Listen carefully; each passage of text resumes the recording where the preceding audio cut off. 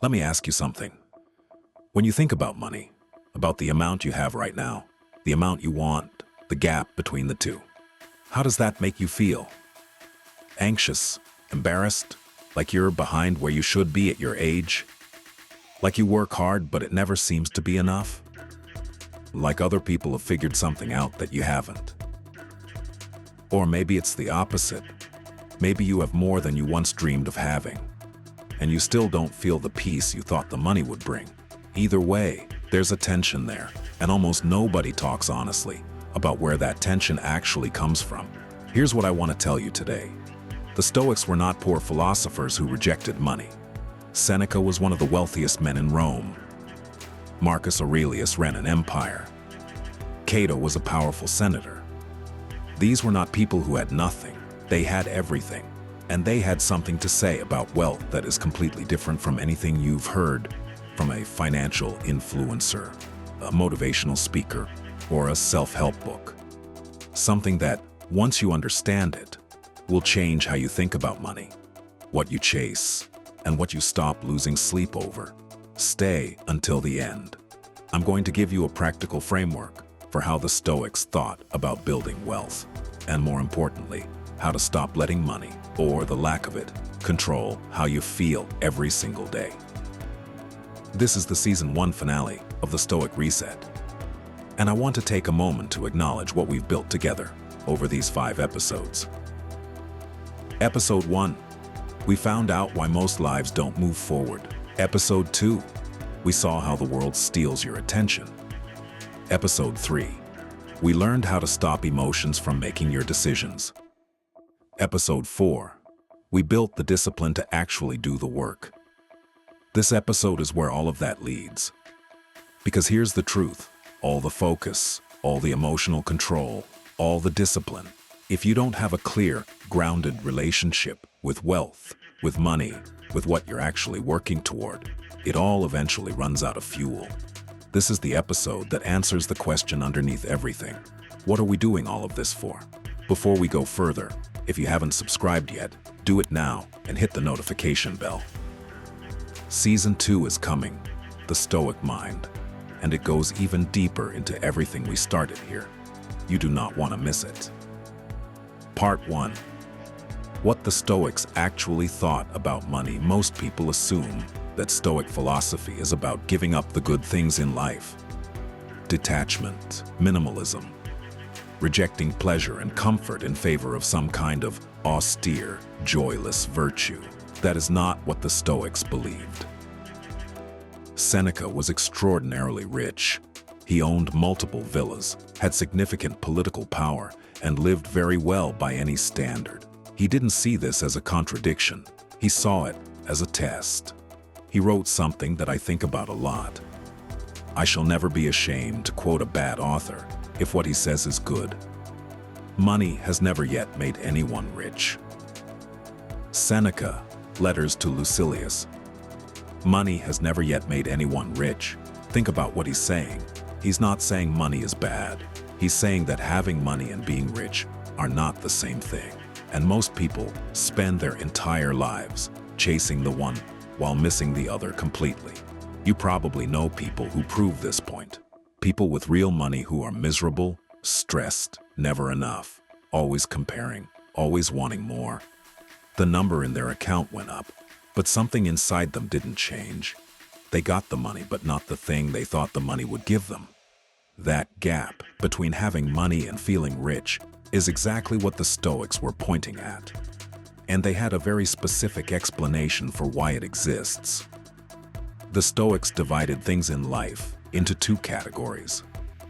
Things that are truly good, like wisdom, courage, justice, and self-control.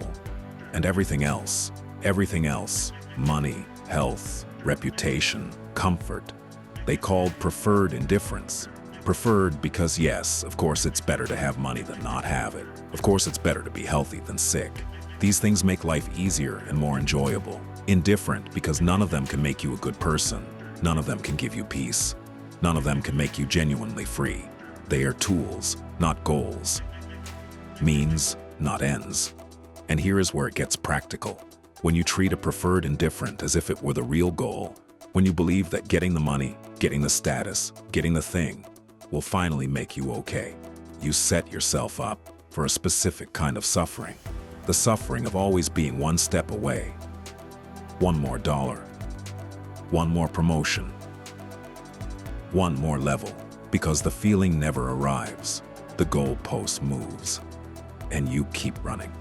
Wealth consists not in having great possessions, but in having few wants.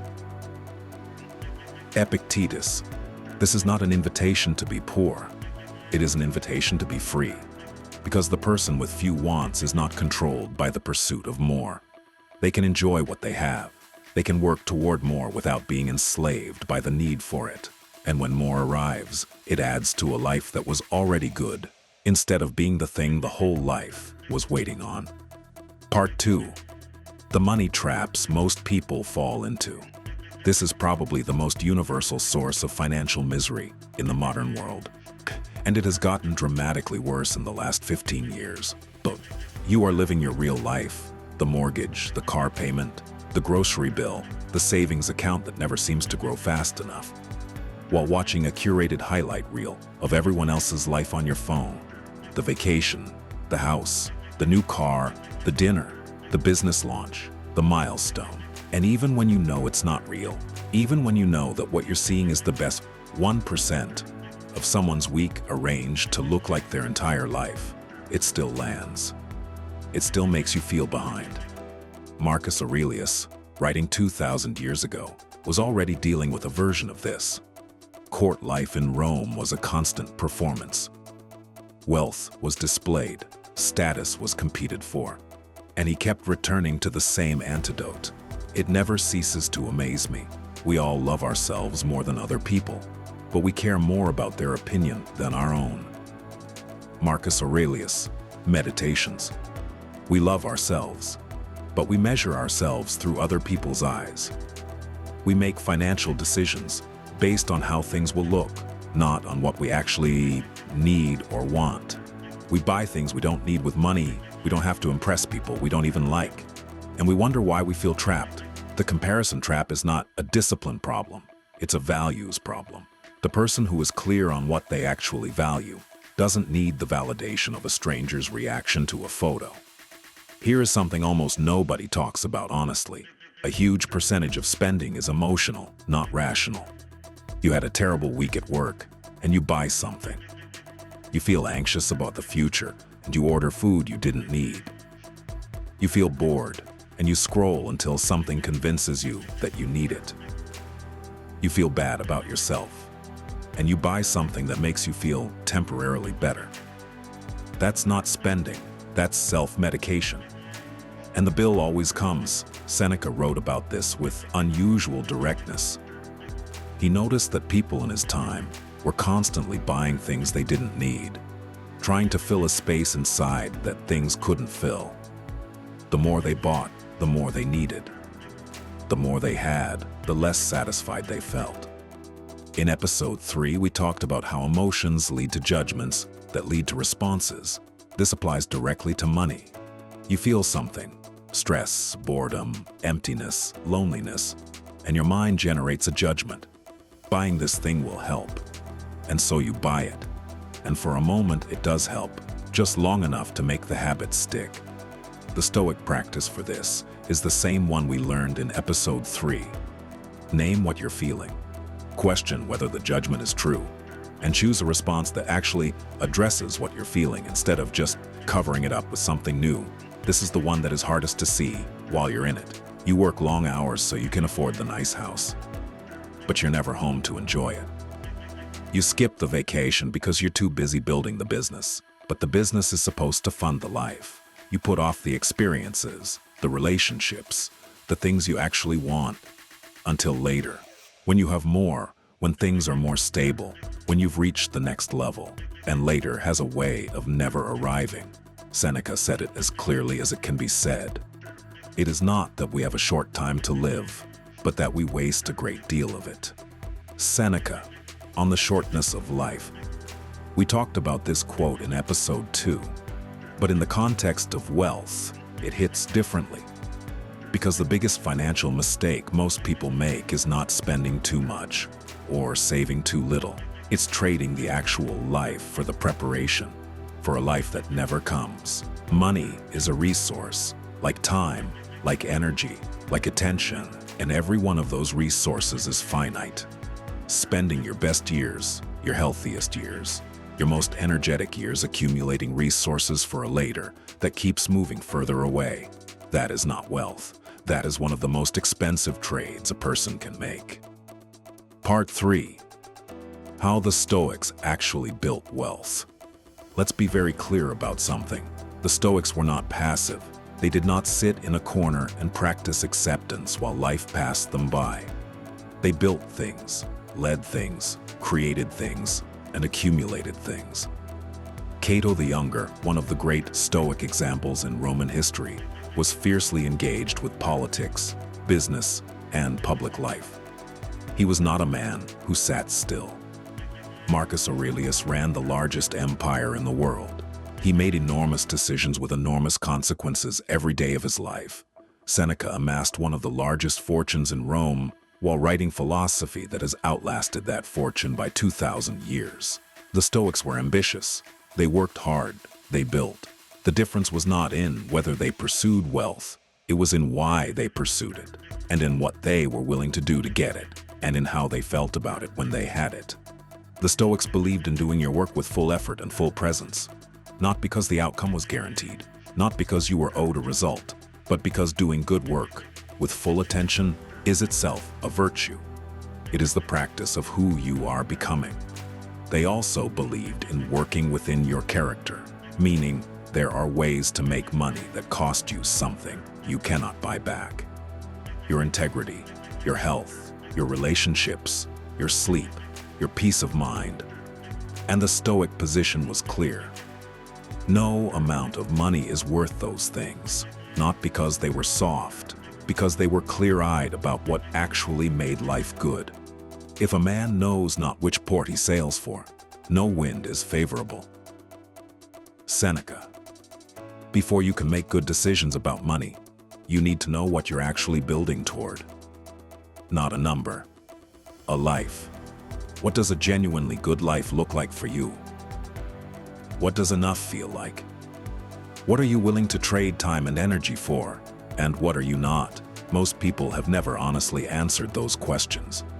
And so they optimize for more without ever knowing whether more is actually what they need. They run fast in a direction they chose by default. Warren Buffett still lives in the same house he bought in 1958 for $31,500. He drives himself to work. He eats at McDonald's. He is one of the wealthiest people who has ever lived, and his life looks remarkably ordinary on the outside. This is not a quirk. It is a philosophy.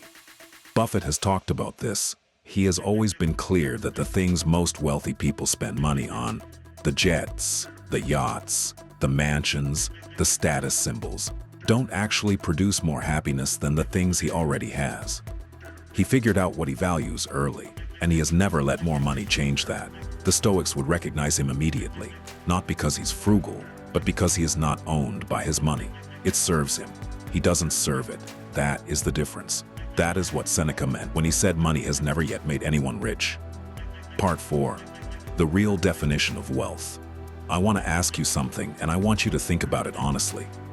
If you had enough money to never worry about it again, genuinely enough, whatever that number is for you, what would you do with your days? Not the fantasy version, the real version. What would you actually do? Who would you spend time with? What would you work on? What would you stop doing that you're doing now? Most people, when they actually sit with that question, realize that what they want is simpler than what they've been chasing. More time, more presence, more choice. Work that feels meaningful. Relationships that feel real. The freedom to say no to things that drain them. None of those things require a specific number in a bank account. Some of them don't require money at all. The Stoics had a word for this: eudaimonia. It's usually translated as happiness, but that's not quite right. A better translation is flourishing. Living a life that is genuinely going well. Not a life that looks good from the outside. A life that feels right from the inside. He is a wise man who does not grieve for the things which he has not, but rejoices for those which he has. Epictetus. This is not passive acceptance. This is not giving up on wanting more. It is the practice of not letting the pursuit of more poison the experience of now. Of not arriving at the future you work so hard to reach and realizing you were never actually present for the journey. You've just completed Season 1 of the Stoic Reset, and I want you to see what you've built. You have a framework for understanding why your life was stuck. You have tools for protecting your attention from a world designed to steal it. You have a method for working with your emotions instead of being driven by them. You have a structure for building real, sustainable discipline. And now you have a different way of thinking about wealth, about what you're actually building toward and why. That is not nothing. That is a foundation that most people never build. Season 2, The Stoic Mind, is where we go deeper. Because all of this work we've done in Season 1 eventually meets a wall. And that wall is your own mind. The stories you tell yourself. The fears that run underneath everything. The thinking patterns that quietly sabotage even the best intentions. Season 2 opens with why most people stay average. And I promise you, it's not what you expect. The answer is not laziness. It is not lack of talent. It is something much more specific, much more honest, and much more fixable than that. If this series has done anything for you, stick around. The best is ahead. The practical solution. The Stoic Wealth Audit. Here is your Season 1 finale practice. It's different from the previous ones. It's not a daily structure. It's a single honest conversation with yourself, one that most people never have. Block 30 minutes this week, sit somewhere quiet, and work through these 4 questions. Write the answers down. Don't rush. 1. What do I actually want money for? Not the generic answer, the real one. What specific things would change in your daily life if you had enough? Be concrete, because if you can't name what you actually want, you'll keep chasing a feeling that has no destination. Most people discover that what they want is simpler than what they've been working toward, and that is clarifying, not defeating. 2. What am I spending money on that isn't actually giving me what I want? Look at where your money goes with honest eyes, not to judge yourself, to see clearly. Are you spending on things that genuinely add to your life? Or are you spending to manage feelings, to feel less stressed, less bored, less behind? Some of your biggest financial leaks are probably emotional, not rational. Seeing them is the first step to redirecting them. 3. Am I trading time and life for things I actually value? This is the Seneca question. Is the way you are spending your hours, the work you do, the time you give, the things you agree to, building toward the life you actually want? Or are you accumulating resources for a future version of your life while the current version passes by unnoticed? You don't have to change everything today, but you have to see it clearly.